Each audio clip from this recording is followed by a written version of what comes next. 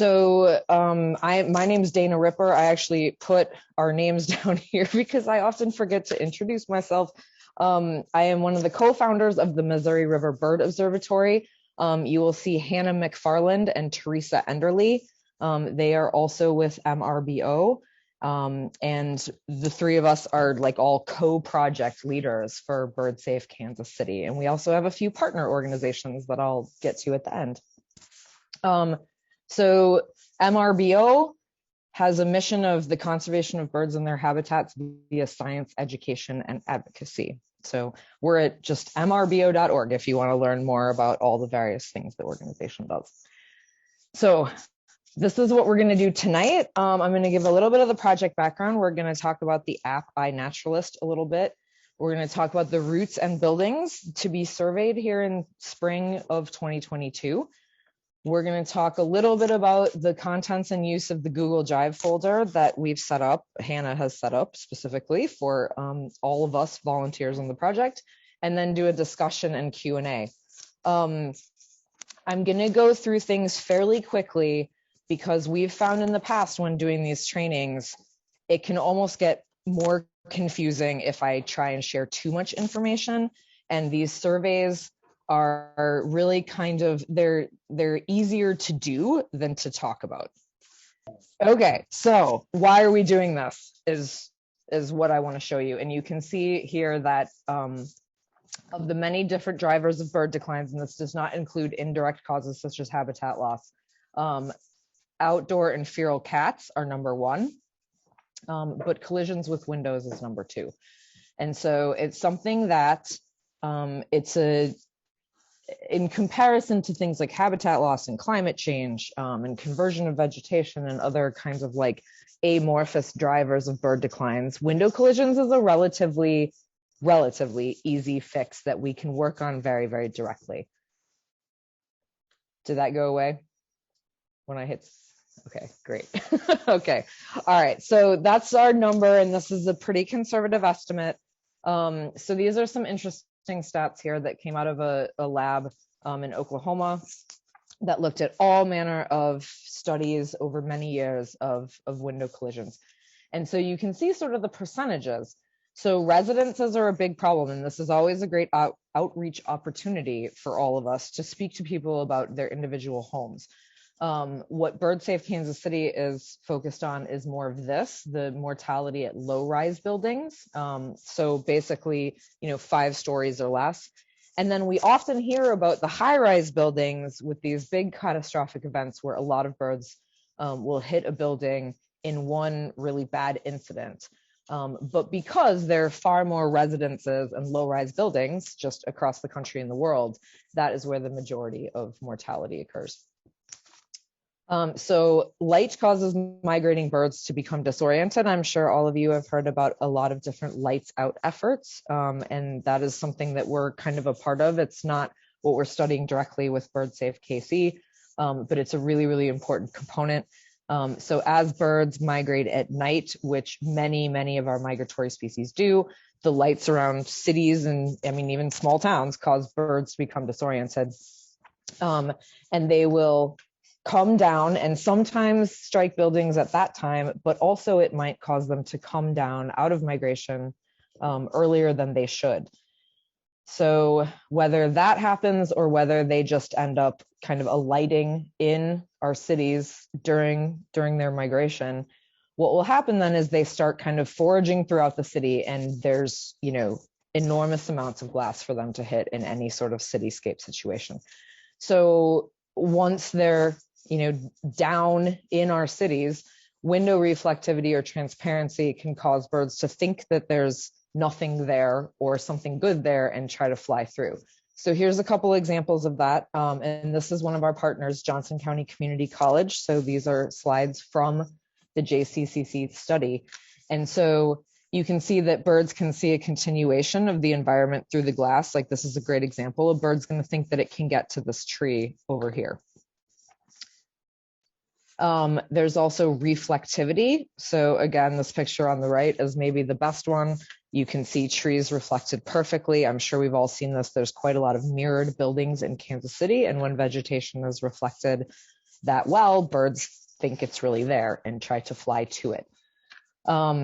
There's also situations that are we kind of call them traps or funnels. And birds can get into these situations where they might be, going for this tree, but this is kind of a confusing situation where there are a lot of walls and a lot of windows interspersed with some vegetation. So they get kind of funneled into bad situations there. So a Cornell Lab of Ornithology study indicated that KC is one of the most dangerous cities for birds during both spring and fall migration. And so this assessment and this conclusion was based on light pollution levels, the geography. So Kansas City is, of course, on the Missouri River. Therefore, it is along a major migration pathway. And then also there's been a lot of research in recent decades using weather radar to look at migration density. And that's a whole nother, actually really cool area of study. But the Cornell folks put all of these things together and saw that, these are some of our most dangerous cities, with Kansas City being one of them.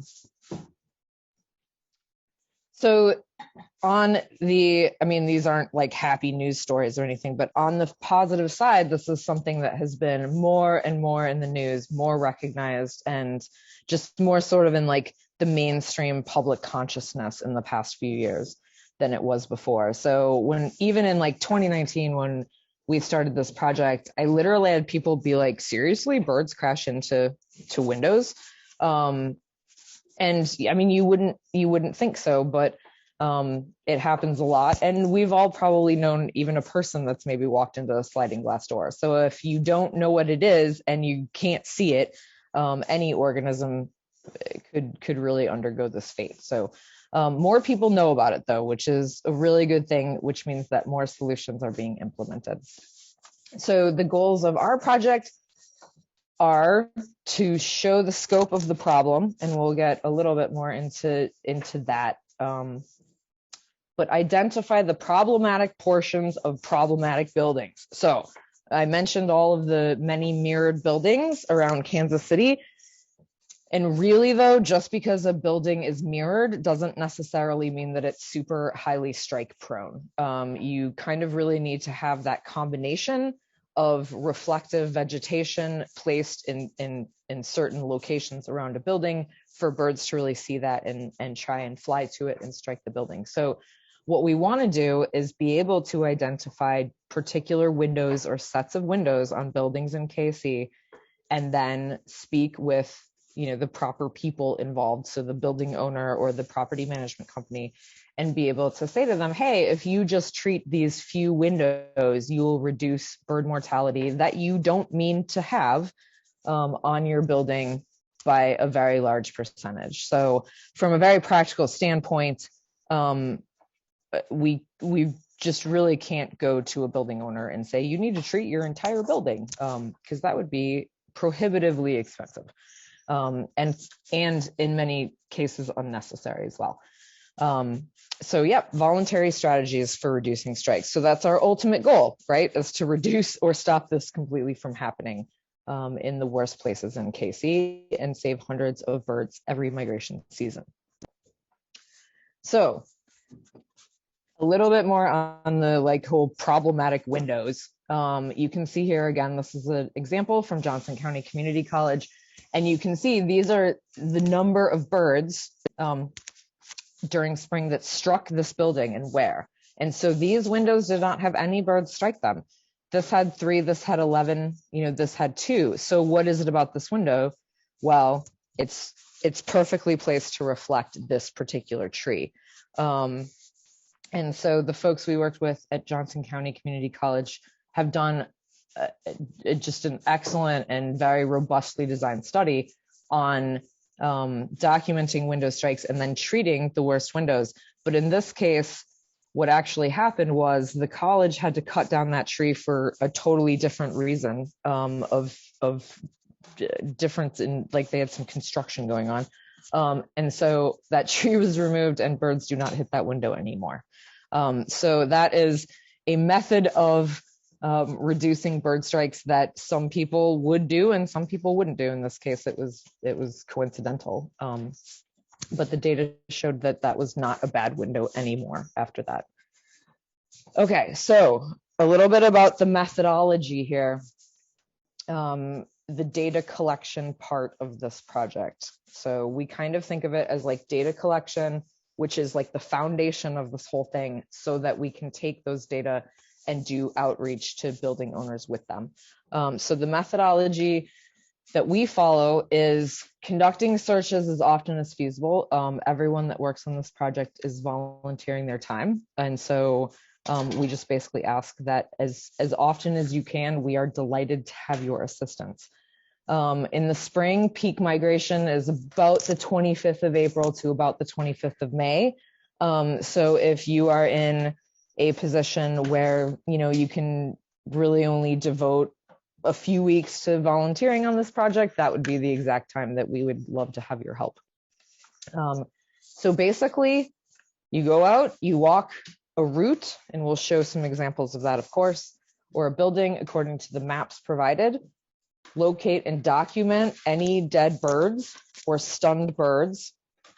And then you're going to use we are providing window numbers, and we'll show you context pictures. That is probably the most, Hannah and Teresa, what would you say? Like, it's a critical part of the situation, and it can be a little tough occasionally to tell exactly, you know, what window a bird hit.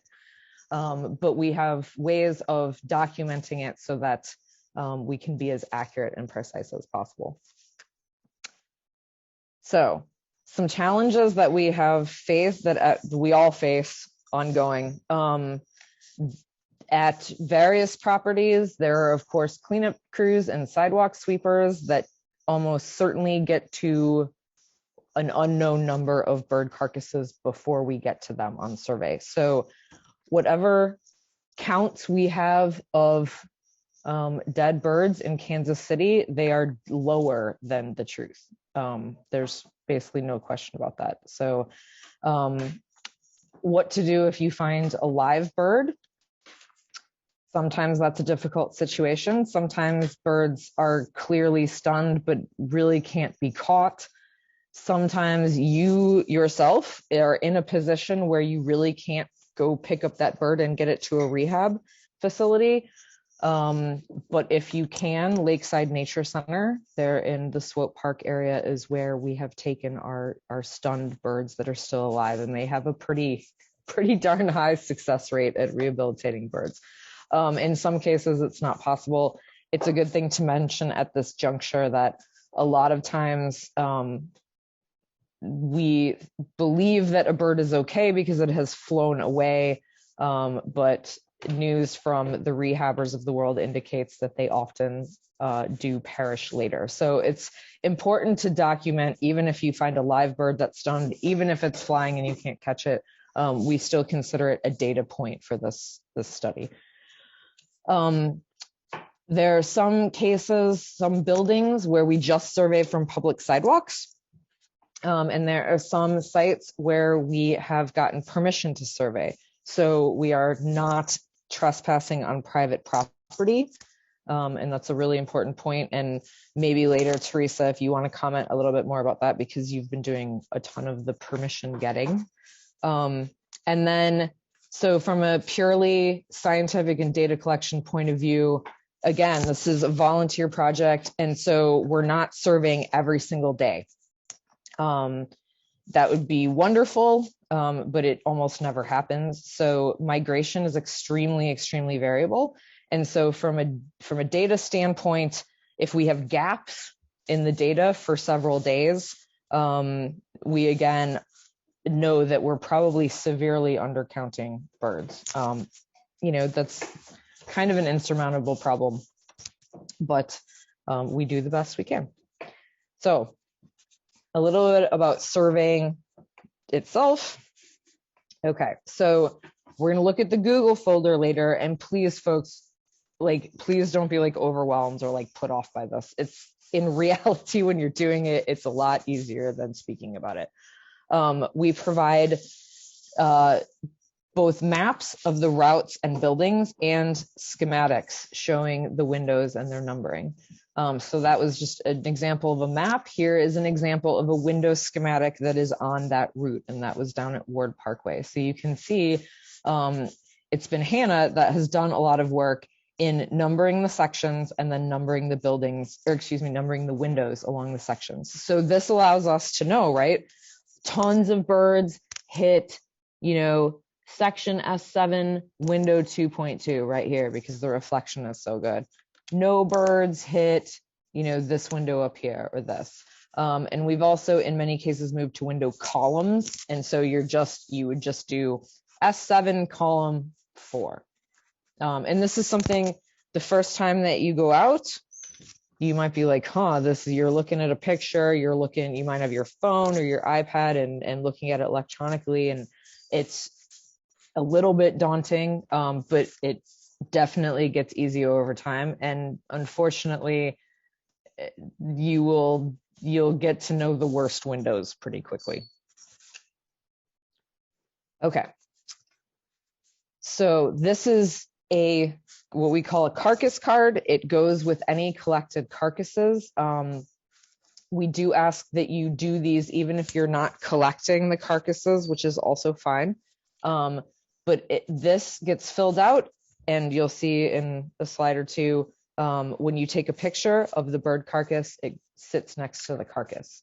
So this is pretty self-explanatory. The building, the window, if you know it, whether or not it was salvaged, species, if you know it. Wonderful thing about this project is that like the community on the iNaturalist app and us can identify birds for you. Like, don't feel like you need to ID every bird. You do not. Date time. So this, if you do collect carcasses, which many of us do, and they end up going to the University of Kansas Biodiversity Institute for further study, so at least they're not, completely wasted. This card goes with them because we keep very meticulous records of every carcass that is collected, both for our federal and state permits and also Dr. Mark Robbins's at the University of Kansas. Okay, so here's a sort of quick pick of if you find a carcass, you would fill out your card and you would take a few different pictures of different angles of that carcass. This is to help us with identification. I would like to stress that IDing dead birds is strangely difficult sometimes. And so the more angles that you can get, really, the better. And then context pictures. If you look really closely, folks, I believe you can see a little orange spot right here where my cursor is. And so we will provide you with this little orange cone. So what we ask that you do is put the orange cone where the bird carcass is, step back and take a picture. So this is to totally, it's to help us confirm the window or window column identification. So that's like a second check. So again, don't be daunted by this whole like numbering of windows and schematic situation, because with this context picture, you'll be double checked. Hannah or Teresa, do you want to add anything about that? Because you both have worked on this aspect. Well, you've worked on all of it a lot, but Hannah, you did our schematics. So. Yeah, just a few things. So like a picture with the cone in it is important, but also you can take pictures of the surrounding like sides, left and right, where you're standing. That will help too, especially if you're not sure of the window column. Having the kind of like panoramic shot around you will help me decipher what column it is in. And then just a side note, if you don't have an orange cone or you don't get one, a red solo cup works great as well. That's all I got. Good reuse of plastic items. Yeah. One more note though. I prefer more photos than little photos. So if you're unsure about anything, just take a bunch of pictures. It's more than helpful for me. So I feel that I have often been in situations where I think I have taken a couple of really great context photos and I get them home. Because sometimes, and this is people's choices, I like to look at my photos at home in comparison with the schematics near me on maybe another screen or whatever. Some people do it in the field. That is totally fine also. But I've often taken like a couple photos, thought they were the best context photos ever, and it turns out I really couldn't tell what window or window column I was referring to when I got my pictures home. So, okay, so the iNaturalist app. This is something, again, this is another thing that I'm going to show you just a few brief photos of kind of what it looks like when you do this, but it's so much easier to just do than to talk about. And even if you decide after this meeting to not survey, I really recommend getting this app and using it for whatever plants or critters or anything. It's a wonderful, wonderful resource. So we are certainly not the only bird strike project that uses the iNaturalist app for its data collection. It's not like perfectly set up for it, but it's a heck of a lot better than anything else we found. And we did some customization within the app to make the data collection hopefully hopefully easier. Okay, so all the pictures and data are submitted via this app. And as Hannah mentioned, then she goes through and actually takes the data. So the location, the bird species, the window or window column, all of that, and she enters it separately into another database. At one point, our volunteers were doing that, and it was like they were doing double data entry, and it was bad, and it took hours. So a main thing that we need to do, and I have a slide about like follow-up items at the end. I do need to get your iNaturalist username. So you need to set up an account. It's totally free. And I just need your username so that I can invite you to the project and then you accept the invitation. Otherwise, none of the stuff that I'm about to show you is really going to show up for you. You won't be able to submit data. So this is kind of what it looks like. This is when I first set up my account and had no observations. If you have an account, you know what this looks like. You'll have a ton of observations in there. So I see a dead bird. I go and I observe, AKA take a picture right here. This is what pops up. So this is going to be my first picture of the bird. Again, you want to take a few different angles of the bird. So then what you will see in iNat is you will get another chance to take more pictures. This is where you add pictures of the bird, context pictures, etc. I will note at this point that you can also do this. You can just take a bunch of pictures with your phone, and you can do this on your desktop computer when you get home. Some volunteers do it all in the field. Some people do it when they get home. Either way is totally fine with us. So then a context picture here, you can see that I've placed my orange cone right here to show where the bird is. Take a picture of it. And then it'll say, what did you see? And it'll give you suggestions, which is really, really nice. So this is a swamp sparrow. You can choose that. If you're not sure, you can just choose sparrows. Sometimes, sadly, often it's based on the condition of the carcass. iNaturalist will just say this is a bird, and that's all we're going to get at times. Okay, so there's our context picture, and you can take more pictures than that. At this point, because you've given me your username and accepted my invitation to the project, you will go to projects, you will go to BirdStrikeKC, you will turn it on. See, now it's on. It will come up with a few different things asking you to enter some data. You go ahead and do that. So this is just an example, and you can see that I'm involved in other projects also. Put all that in, go back, and then you hit submit. And that's it. And it can take a shorter time than me explaining it to you. The thing that takes the long time is making sure you get the pictures right. Okay, screen. Sorry, guys. There we go. Okay. So once you get home, you might be uploading your pictures to iNaturalist and doing it there. That's great. All we ask in terms of like, you know, kind of additional data entry, if you will, is to log your survey.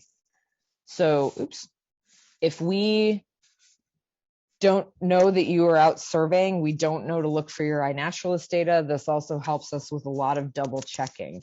So for example, you can see here, you know, Deanne went out downtown north and found 2 carcasses. That lets Hannah know when she's looking in iNaturalist that she's looking for 2 carcasses that were documented by Deanne that day. Can I chime in here real quick? Yeah, absolutely. So especially on this survey log, when you're logging, when you've done surveys, it asks if there were any incidentals. And that's if you find a bird that is not on the route you're walking or at the building that you're at. And so I just ask that if you do find a bird that isn't considered an incidental, 1, you mark it in INAT as so, but also then 2, put here like, yes, found an incidental, and then be sure to tell me which entry in INAT it is. So I know, if in case you forget to mark it in INAT as an incidental, I know which one it is.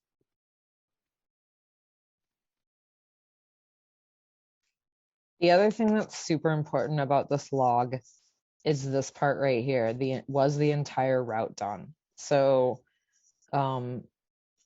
downtown is probably the best example. It has the most buildings, but Crown Center also has 5 or 6 structures to it. So you can imagine that if, say, Crown Center, if you went, and this happens fairly often, like this is not like a bad thing to do or anything. Just for whatever reason, maybe you ran out of time, or it started pouring rain on you or whatever. You only at Crown Center got to the Hallmark dock and link 1. And you didn't get to the food court or link 2 or link 3. If you don't say, no, I didn't do the whole route, I will think that you did all of those things, and it will seem like you surveyed the food court, link 2 and 3 when you didn't, and that there were 0 birds found there. So basically what that does, if it happens often enough, right, it appears that that structure, that building gets surveyed a lot, but doesn't have a lot of bird strikes, when really it wasn't surveyed that often. So it's really, really important that we keep track of how many times each particular building on any given route was actually surveyed. Okay. So these are the routes and or buildings that we're doing right now. There should be, oh, well, that's okay. We can go to this map. This is probably an easier way to digest this information. We have downtown north and south. We have Crown Center, Country Club Plaza. We did have a few buildings on that route, but we really only have 1 now. Ward Parkway and Holmes Road are traditionally routes that we have been doing sort of intermittently, and in both of those cases we're sort of waiting on permission from building owners right now. Teresa, would that be true of Cliff as well? I know you have definitely 2, right, buildings? Yes, 2 of the 3 at Cliff Drive are good to go, and we're waiting to hear from the 3rd one. So when we look at the Google Drive folder, folks, which you will have access to, there's this in list form. So you'll be able to refer to it. I'll show you that in 1 second. Okay, so just an example, downtown north and south. We tried really hard to make this just like a circular route, but it never conformed itself to that plan. So we just have essentially the buildings that we found over some years that are really the most strike prone buildings are still on this route. I just wanted to throw it out there as an example because it certainly is the biggest, most extensive route geographically. And it takes me about 2 hours to do both north and south, just as an example. So if you find a lot of birds, of course, anything is going to take you longer. I think that I think on the few occasions I've found like no birds or one bird, it took me about an hour and a half or so. And that is the most time consuming route. Okay, this is what Hannah was saying about incidentals. So observations of carcasses at random buildings, they're not part of a route, or it's part of a route, but you're not walking the route. So this happens kind of like people are like on their way to work or whatever, and they're not really doing a survey. They're not really doing a route at all or trying to survey a building at all. So it was found incidentally. And so we do want to know those things. We also get a number of reports from, I guess the general public, but also other master naturalists maybe that know that you're working on this project might very well say, hey, I know you're working on this. I'm texting you a picture of a carcass at a certain building. That would be an incidental.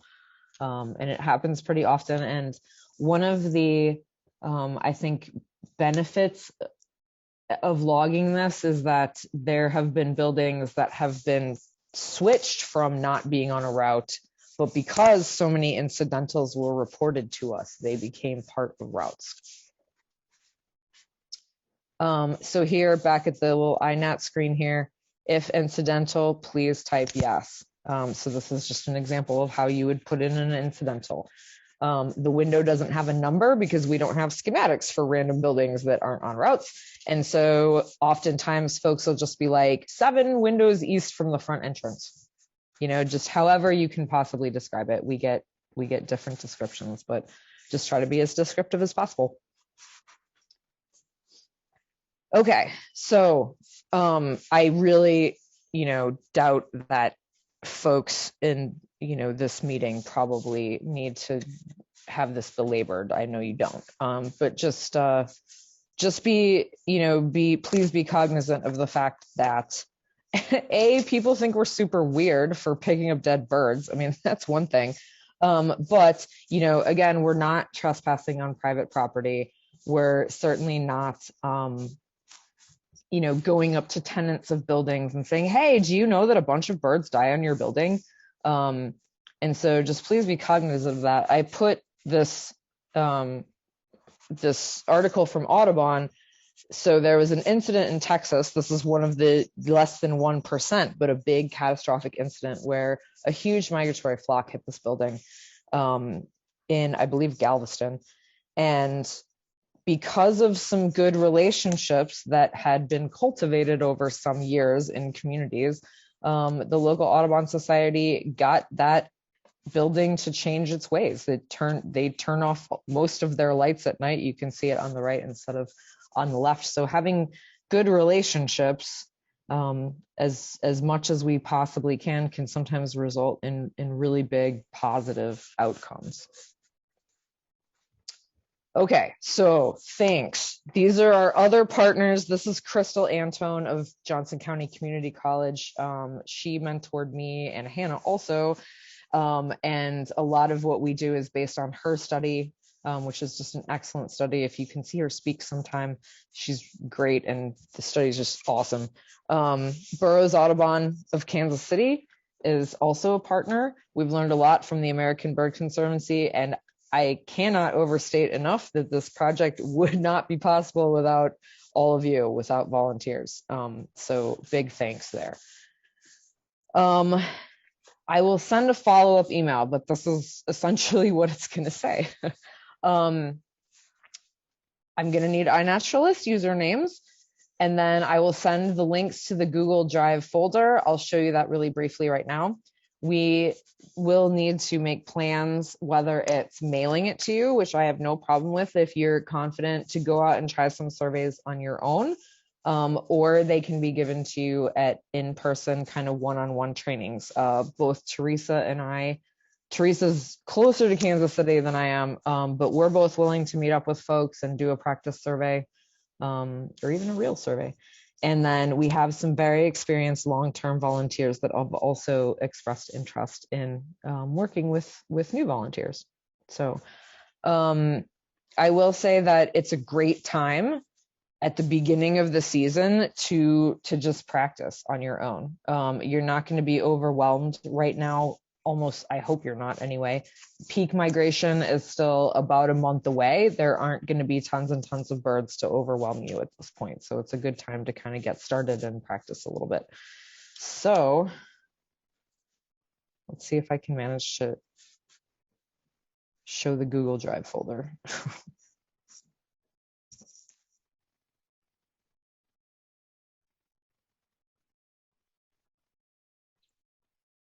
See that? It's good, right, Hannah and Teresa? Yep. You can see it?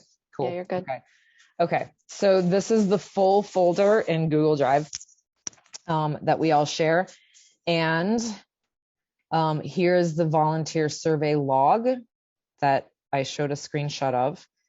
I hesitate to try and open things. Did it open? Okay, good. Yep. Okay.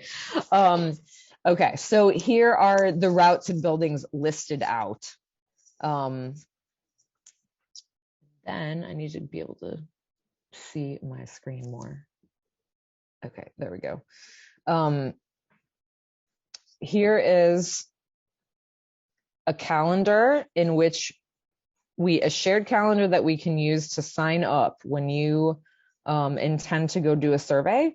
If you would put your name and the route on the day that you're going to do the survey, that way other folks know that it's there's two reasons. One, so other volunteers know that that is covered that day and they don't need to do it. And another reason for Hannah and Teresa and I, this gives us a really quick and easy way to see like, oh, this route is getting done a lot. So you can see I'm planning on doing Crown Center this coming Saturday on the 2nd. So I look forward to folks signing up on that for routes or buildings. Here are some background resources with a lot of information that Teresa has compiled that answers a lot of different questions that we have gotten over the years. It's super helpful to check that out.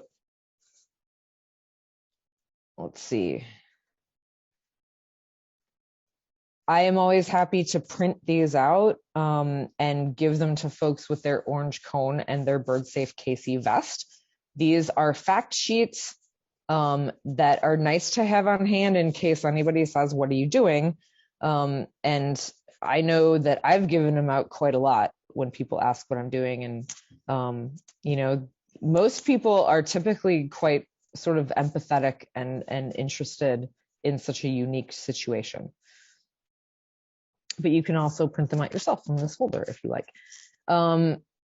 So background has things like permits. We are fully federally and state permitted. So if anybody ever asks about that, I don't believe anybody ever has. But due to the Migratory Bird Treaty Act, we do need to have permits even to collect dead birds. Here are the carcass cards I spoke of. Again, you can print these out yourself, or we'd be happy to make copies for you and give them to you.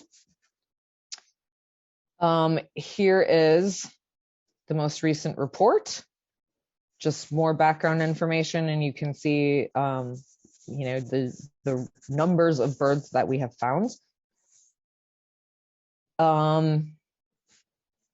Hannah, I don't think that they need to use this as much anymore. Is that true? Only if they want to. Okay. So being an ornithologist, I always use these 4-letter codes in any kind of surveying activity. You don't have to do that, but it can be kind of nice once you know them. They're basically like a shorthand way of identifying a species. And yeah, but Hannah mostly deals with those, but you're welcome to do so if you like. And finally, Here is each of the routes and their maps and window schematics. So let's do Cliff. You can see St. Luke's Medical Group. And there's all, let's see, what would be the best, Hannah? Like this one, maybe? So you can see that these are all based on photos of the outsides of the buildings, because again, we need to have a way to be able to identify which windows a bird struck. Will you open the aerial one? Yeah. The very This top one? one. This is, yeah, St. Luke's is the confusing one because it's angled or it's curved. Right. So this kind of will show you their B side has increments to it that I think are probably a little harder to manage than most other buildings.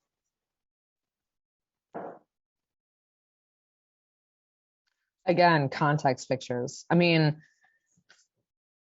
there are times when I or others have just taken as many pictures as possible and been like, I really don't know. Like, I haven't entered the window number into iNaturalist because I really didn't know, and just kind of worked with Hannah later on identifying the window.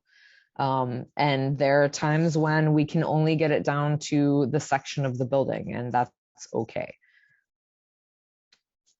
I will show, just to go with the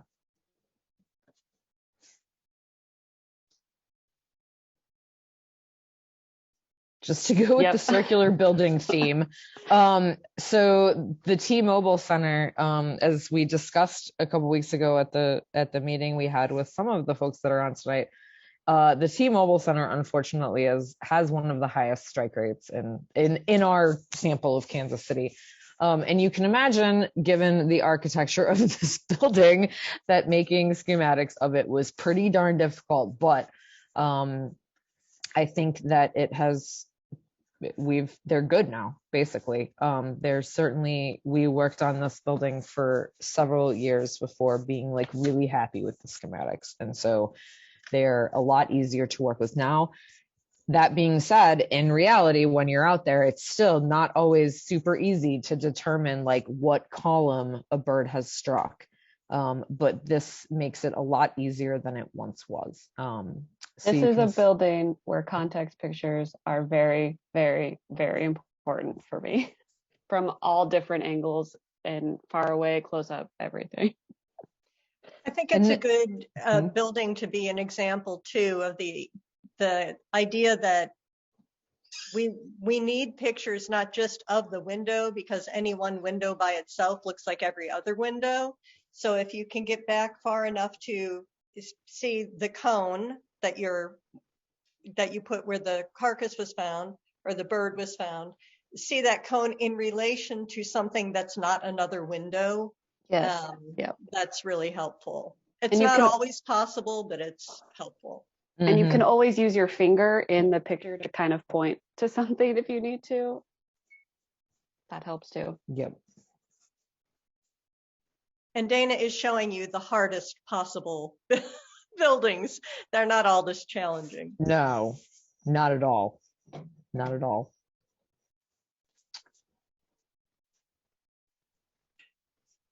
Okay, let's see. I think, Hannah or Teresa, was there anything else in the folder that you wanted to highlight before I stop share? I don't think so. I don't think so. Well, actually, will you go to downtown north? Sure. Because those are ones that actually have like maps, the north route Oh, map okay. at the bottom. Okay. Yep. Thank you. This just kind of a little bit closer up than like a Google Maps would be, with the addresses and building names to kind of help locate you. Thank you. Very good point. Downtown north and south are the only two that have like the detailed ones, just because of how widespread it is. Yes, in other locations, it's basically just a few buildings with their addresses. Yeah, exactly. Yep, very good point. So actually, I'm going to I mean, this is an easy building. Yeah. In contrast to the T-Mobile Center, this is a perfect cube, right? It's the Flash cube. And so I don't remember having any difficulty. I'm sure someday, you know, I will or someone will, but it's really easy to tell where birds hit this building. So. Okay, I'm gonna stop share. I'm going to say Flash Cube and some of the other downtown buildings are also a good example of the fact that, or just remembering that even on taller buildings, birds still hit usually within the first 11 floors of a building. And it's very difficult to tell specifically which window has been hit, but that's why we went with window columns on most of these buildings, because you can usually at least tell it's here and there's a whole column of windows, and it probably hit on one of those windows, even if we can't tell what level of the building it was at.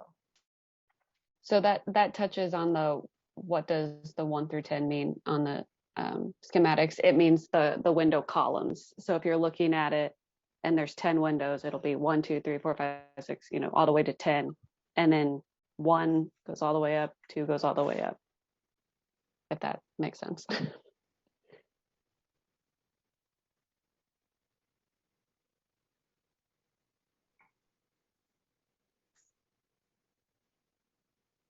All right, fire at will. I had a couple of notes I made while you were talking, Dana. So these are going to be kind of random things. One, when you were talking about Lakeside being a place that we can take birds that have been injured or stunned, am I remembering correctly that they would like for us to call first and describe what it is we have? I think I remember that from last year, or was that only a COVID thing? I think it's always a good idea to call, like, yes, kind of yes to both your questions, I would say. I think they always prefer it because I mean, from our perspective too, we know they're open and expecting us, right? Like they're not, because they're not open 24/7 to my knowledge. And so so now, even though it is probably not a COVID thing at the facility, they still always appreciate a heads up. Okay. So, and that is in the volunteer resources that you put together, Teresa, in the folder. I wanted to add about the survey log that we ask volunteers to fill out after you've finished surveying. Each time after you finish surveying, one of the reasons that survey log is so important is it's the only way we have for you to indicate when you've gone out and surveyed and found no birds, which is really important in terms of data. I mean, otherwise it looks like every time we went out we found birds, and we know that that's not true. So finding no birds, the survey log is where you can report that. Yeah, that's really important. Yeah, glad you brought that up. Thank you so much for bringing that up. Yep. When you were talking about incidentals and saying that someone maybe someone who knows you might send you a picture and say, I saw this bird. I wanted to be sure you all know that on the BirdSafeKC.org website, we do have a website, there is an option for anyone to report a bird that they've found. So that would be cool too if that started getting more usage. Mm-hmm. And what I wrote down, Teresa, really quickly, I want to just like underscore your point about we need to know if it's 0. This is the kind of data we report, and this is on the report that's in the folder, but carcasses per survey, right? So if we don't know, and we all only report when we do get birds, it'll look like these numbers would be incredibly high, of course. And we still do highlight when they are, I know we don't want to accept even like one bird strike, but in order to really, sort of convince people to do something about it, it's got to be pretty high. So we highlight that. But yeah, just to underscore, like it ends up being essentially like the most important data point.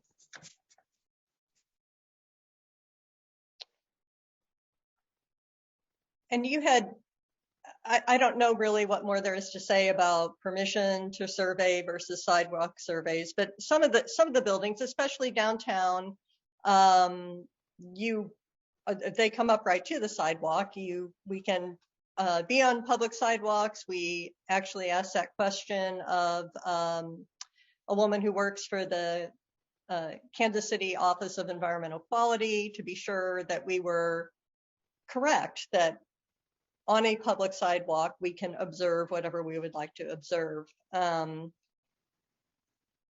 Other buildings, we do need to have permission. And so you'll see on that list that there are some buildings we're waiting on permission for. And sometimes property owners might just be unsure what it is we're asking of them. We have at least one location that seems to be, in my opinion, overly concerned about liability if something were to happen to us while we were on their property. Teresa, I in the list of routes and buildings that's in our Google Drive folder, I added do not go on the north side into the courtyard of that building. Good. Yeah. So anyway, we're in the midst of a lot of every location where we need permission has been contacted. We contact them each year just to be sure it's still okay that we do this. And then for the ones that we don't have permission from, we are constantly in the process of trying to partly establish a relationship with people to help them understand what it is we want to do, that this isn't some kind of gotcha thing. We're not going to survey and then, embarrass them somehow, or we don't have any power to make anyone do anything. So sometimes it just takes a little longer to build that relationship. And some places are just not ever going to want us to do it. But that's the permissions part.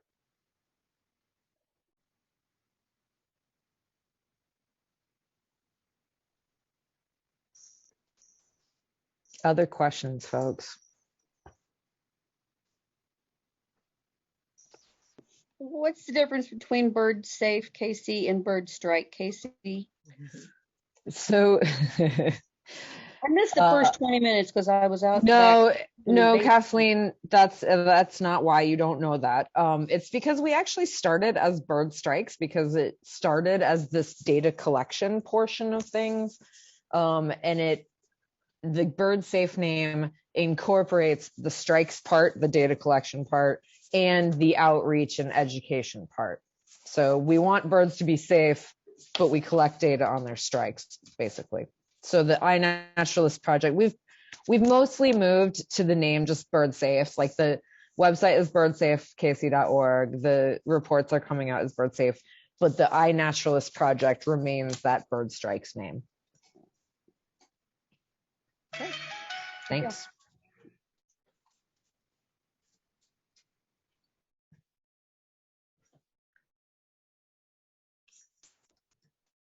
Anyone else?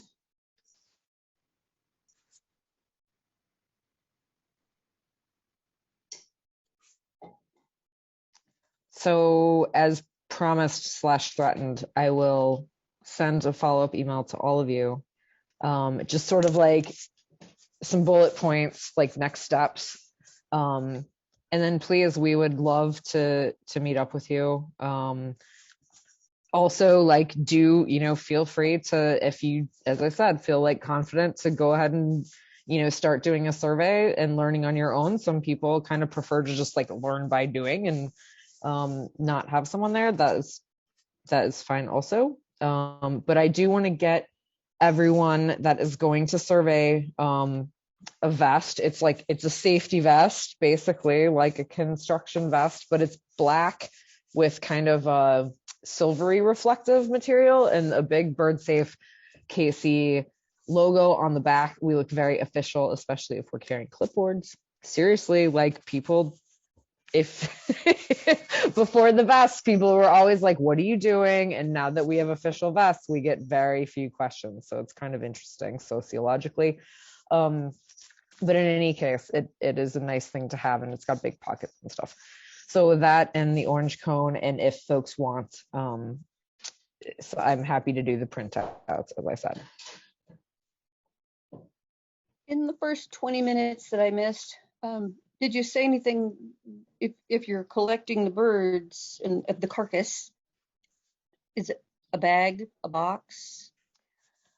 And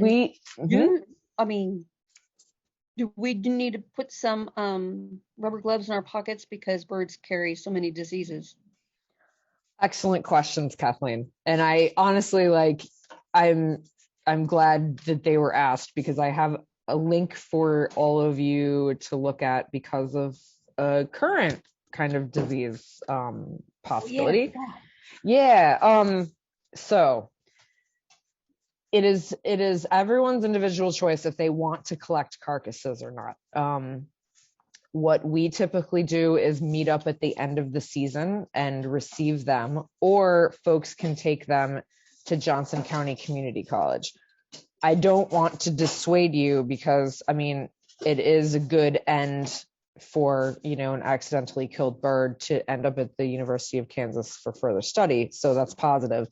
But a lot of people object, or have spouses or children that object to them keeping dead birds in their freezers. And I totally get that. So people can, or they don't have to. Teresa, is Burroughs still accepting for temporary purposes? I believe they will. I have not asked them again about it this year, but they have the past 2 years. Okay. And not every carcass is in good enough condition to say, but I think there's information somewhere in all of our resources about that as well. The background resources information that is in the folder has a kind of chart about whether or not the carcass is in good enough condition for, further study. The challenge is more drop points than anything else in the KC area, because we don't have an office in the KC area. So, if I happen to be with you, I'm happy to take them. Teresa takes them. We'll see about Burroughs, which is, on the east side, Blue Springs area, and then Johnson County over on the Kansas side. So you can choose to, if you do choose to, they simply go in a big Ziploc bag along with their Carcass Card, and go, directly to be frozen. So various people have various, levels of comfort with bird carcasses, of course. Latex gloves would be recommended. So the current situation is highly pathogenic avian influenza. And we've been wondering how that might affect our study.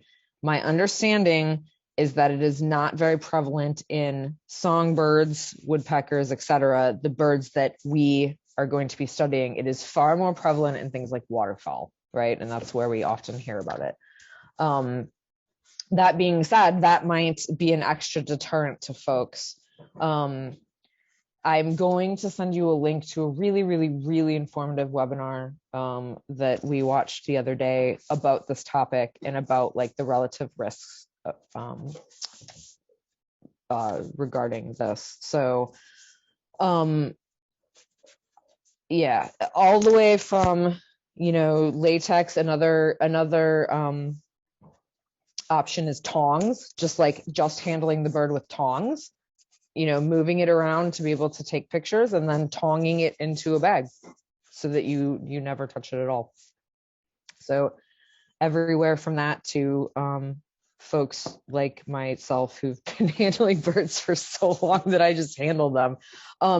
The one thing that we do need to be careful of, and this is not like a human safety issue, this is a data collection issue, is double counting birds, right? So I have zero problem with people not touching birds, not collecting birds, but we do need, at the very least, to make sure that anyone that comes after you on that route or building knows that you have left that bird there, right? Otherwise, it's going to get double counted. Hannah does some quality control in that regard, but it's, essentially if, and also in cases where carcasses are like in bad condition and you're like, no one's going to really use that for scientific study, because that happens. They're just, it's been a few days or they've been in the rain or whatever.